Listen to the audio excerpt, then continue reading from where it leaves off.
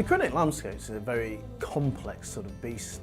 There's so many aspects that an organisation needs to bring together to understand a customer, because within the credit landscape, the organisations or financial services are looking to actually understand, both the risk of the customer, but also what they are capable of.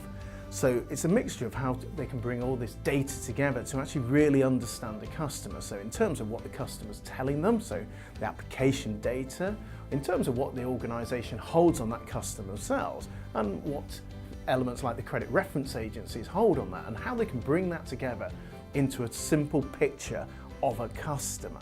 But then combine that with all the regulatory pressures, with all the distance selling pressures, so actually how do they meet the demands of the customer in the modern age, particularly in a digital environment.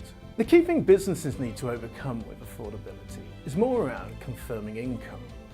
So many different people have different types of income, so it's the problem splits down into how can I confirm that someone's income is what they say it is, i.e. it's a fraud issue, but it's also ensuring that you're not asking for customers to provide things. And one of the key challenges there is that the second you actually stop the process and ask customers for information is the second they walk away. So it's being able to serve them immediately. So the advent of credit turnover data being held by the credit reference agencies has helped to be able to verify income, but only net income on that front. However, there's a whole raft of issues around that, which are about non-consented accounts, where data is not shared with credit reference agencies. And therefore, how do we confirm their income? Now, there's a lot of things that are changing with things like PSD2 and open banking, where access to transactional data and the ability to call other organisations to be able to confirm income will be a real sea change in that element, to be able to effectively understand how someone earns.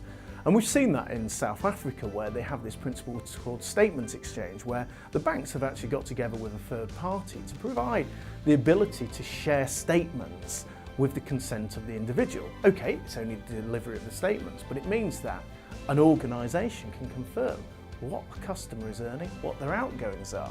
Now, if we take that from income to outgoings, then that gives us a true picture of someone's cost of living as well.